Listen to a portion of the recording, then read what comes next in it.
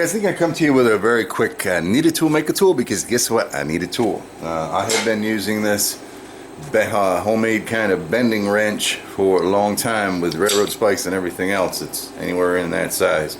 And it's cracked a couple times. I've re-welded it and I think it's finally met its final day. So very handy if you don't have a, not bending tool, twisting tool. If you don't have a twisting tool, again, you can go out and just use a plain old crescent wrench, all right, and get what you need done. This is very traditional S-shaped kind of things, but you can use that you can make. I liked this tool because it was adjustable. All right, I could go to railroad spike or anything else that I wanted within that range. You could actually do a very similar process with a crescent wrench if you wanted to, but I found that I like these old, I don't know what you call them, man. Are they monkey wrenches? I don't know now. Jeez, now I see Chandler's stupid again. Here comes the slamming. Square-jawed crescent wrench or adjustable wrenches. And I happened to find this one, which I think is, yeah, it's a little bit bigger than the original, which is good. It'll give me a little more room to play. And again, the adjustment is really fine on it, and it works really well. So in the simple tool, actually, if you have a welder, this one kind of requires a welder or a friend with one. I just grab a piece of rebar of a length that I think is appropriate for equal balance, because that's the problem with using a crescent wrench. You're only pulling on one side, and you're going to end up putting a little bit of a band into your piece. This way you can kind of balance it. You still have an offset here. The best type of bending tool would be something like this, but I don't think I can get enough strength out of it to weld it like that. So we're going to go off the back. It works fine for me for what I'm trying to do. That's the plan. Simple, simple, simple. I got some cage twists that I need to do for some of the wind chimes that I make, and I need a bending tool that's going to do that. What else do we need to know before you get started? There's something I wanted to tell you. I'll come back when I remember. Remember now, with these jaws, what I like to do is I like to round over, all right, round over the edges, so that when you're twisting, and maybe like when a railroad spike knife, I put a twist on it, and maybe it gets a little crooked. I want to bend it back, so I want to use it as a bending fork. You don't want those edges right there cutting right in. So we're going to grind that off, and once that's done, this thing, kind of dress the jaw is what we're doing. We don't want to round it over totally, because then we lose a little bit of extra control. But I don't want the entire, I don't want it rounded like this. All right, flat on top, but just some soften the edges on the side. Once that's done, we can weld it up, and we'll be basically done. So let me get the grinder set up. Method you want, you go old school and just use a file and round them over. I'm going to use a flap disc on an angle grinder. All right, we're going to use some protection for show, eyes and ears, and a hand even.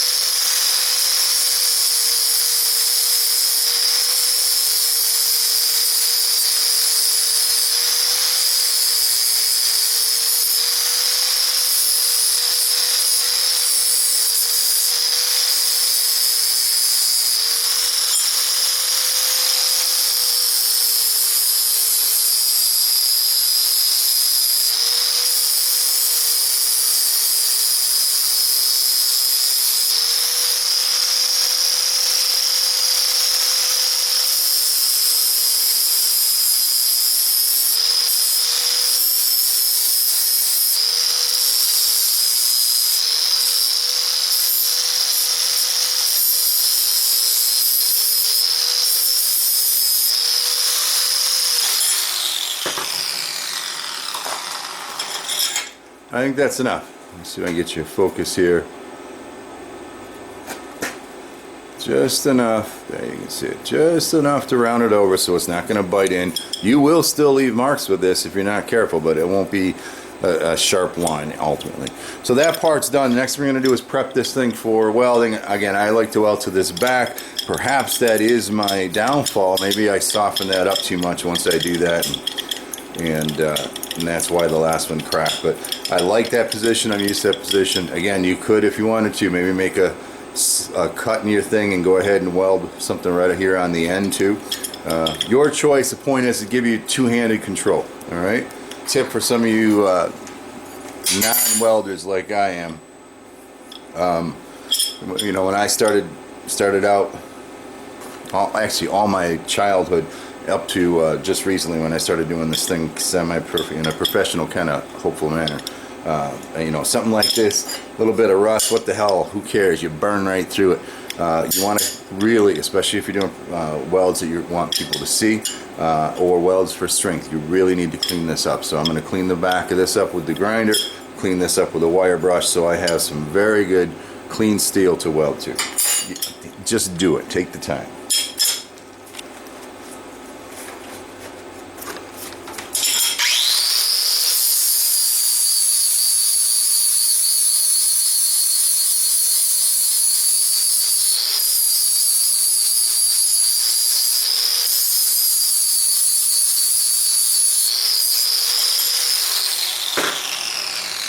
Eyes, especially on this one. Oops, my thing's left.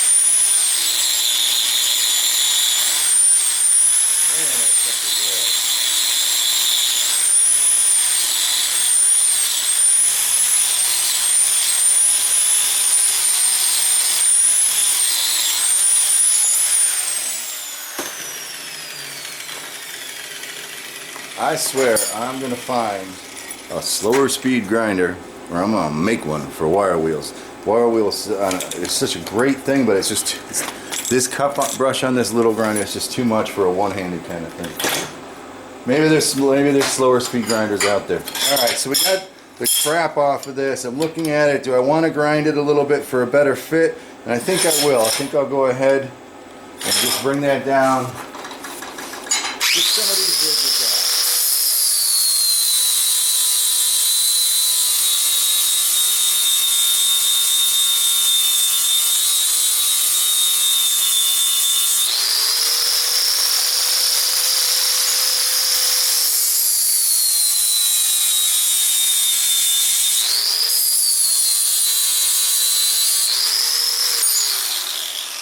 Just a little bit like that. Now we should have some decently clean steel. And again, I'm not a welder, so trust me. Oops, I'm up here. There's probably a million things else you want to do, but that for sure is a smart thing to start doing if you're an amateur like me trying to get less amateurish. Start cleaning your welding spots. All right, let me get set up for the weld and I'll be back. It's important when I'm setting up for the weld. These teeth and this I don't know what you call a screw, right? Adjustment screw. You know, you get a piece of splatter in there, and then all of a sudden, I mean, especially one that's really burning, you got yourself a tool that don't work so well. So you want to make sure that you keep the splatter out of the jaws, keep the splatter out of, damn it, John, the screw and all these teeth. So I'm going to cover that as best I can with something. It's kind of difficult because I also have to weld to it, but even the spray stuff, all right, I use Windex now and it seems to work pretty well. I'll do that too. I'll spray it with Windex, but I also want to cover so that splatter can't fall on that. It would ruin your project. A couple of things, you know, I lifted that handle up. Just try to, anything that can help you align this so you're not trying to hold and align and get everything where you want. Again, it's a pretty rough tool, so we don't need to be extremely accurate with it, but why not? You know, do our best anyway. A shot of Windex just to kind of help things out. I'm going to lay my glove right over that to protect the parts that I was talking about. Actually, a little bit more. I don't want anything on the slide either. And I'll throw a couple of tacks in.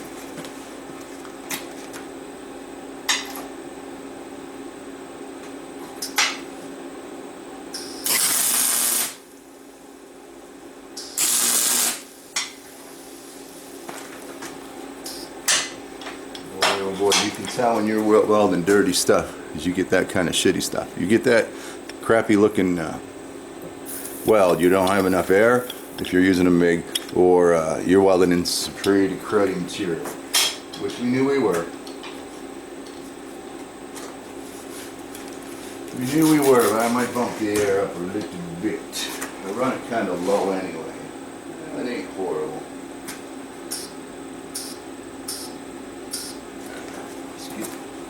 Let's see, attack that side. We can go ahead and weld this side.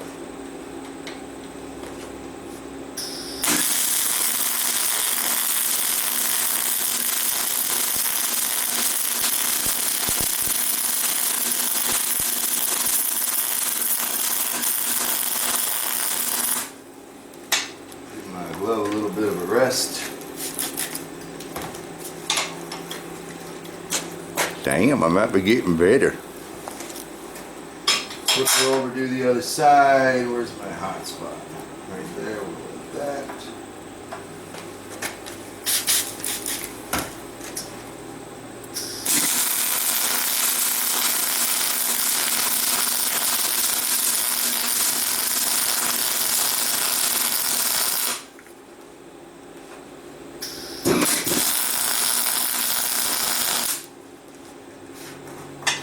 But I had to stop on that one, but I couldn't see. I'm a blind man. And then what I'm going to do, if I can, oh hell, I got penetration halfway through. I think we're good.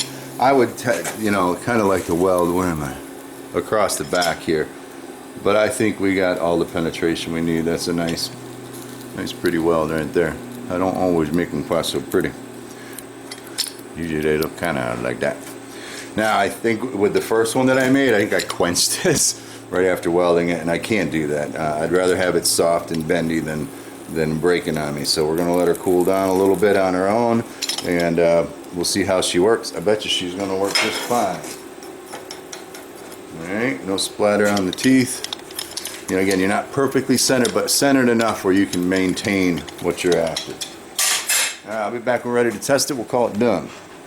I'm getting set up to heat up my pieces. This is another twisting, if I keep calling it bending, guys, I'm sorry, twisting tool that I made, you know, big old crescent wrench.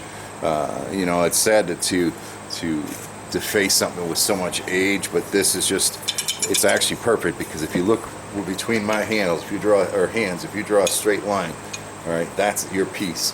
So that little twist in there, and actually maybe that's the answer, to put a bend on that other one. But it kind of really helps you keep things centered. And this I use for bending, you know, 3/4 stock up and up and up and up and up. So there's another way to do it. I'm going to walk you through the process. What I'm going to do is I'm going to heat up these 4 bars that I have welded together. This, I kind of know where my 1-inch marks are on here. One of the reasons I'm taking time to show you is that now I want to get this thing adjusted now so that it's relatively close, so I don't have to mess around. So it goes in the vise there. I come here and I do my twist. With this particular piece, it's very, very important that these 2 ends are lined up with each other. So I'm going to do my twist. I think I go 2 or 3 times. I forgot now. I do it by eye, and then when I start untwisting, I also start pushing in a little bit. So, but this is, again, before you get your piece heated, go ahead and get your draws somewhere close to where you want them to be.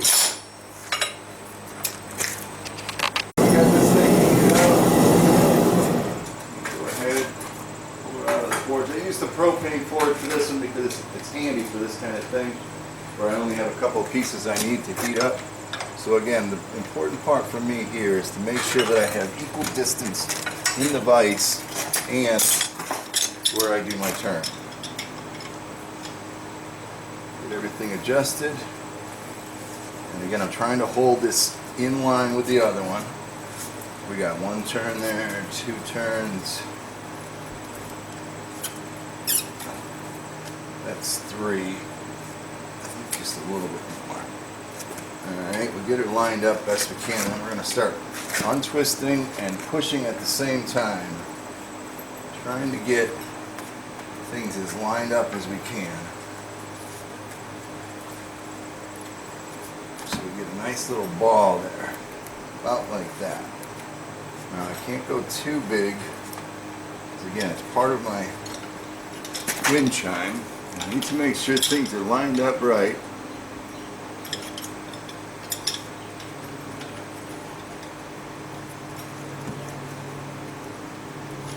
As close as I can. Make sure the spacing is is even, damn close all the way around. Have a little bit of time to work this.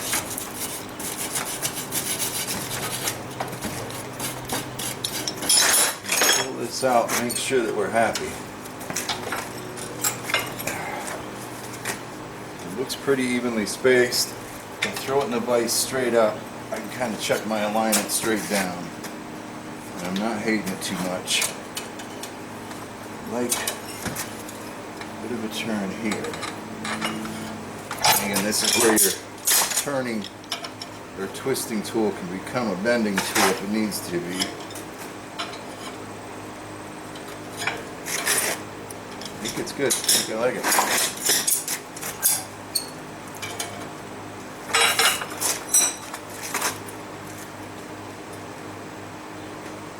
I think we're lined up enough.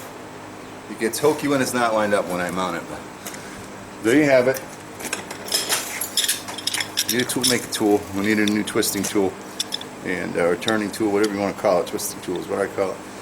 These old wrenches, you can get them at the auction really cheap. And a nice long jaw on it and a nice heavy one like this I think is going to last me for years. So that's how I do it. Hope you enjoyed it. As always, thank you for your support. I'll catch you on the next one. Wind chime and the making. I'll take you along and show you the finished product. Alright, so that's the wind chime that I make. Pretty as hell, listen.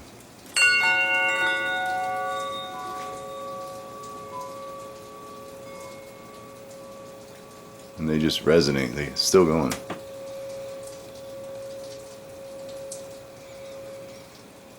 Pretty cool, huh? There it is. I thought I'd let you see the end product out of here, but let you see the end product since you came along on the journey. That's the wind chime that I make. It's a beautiful thing. I mean, there's that cage we made, right? But and those pipes are tuned to resonate.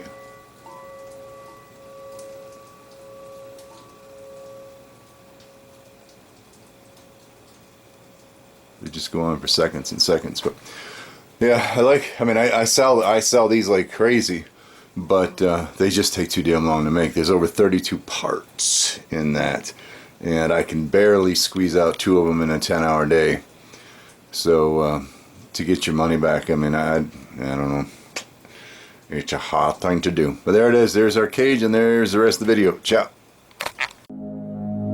If you found this video helpful, educational, maybe even if you just found it entertaining, and you want to support me, you can jump back to my channel. There's a button on the right hand side of the screen called support, and it's kind of like a tip jar. You can go ahead and leave channel a tip for this video, and that'll help me make some more, I guarantee. Thanks for your support as always.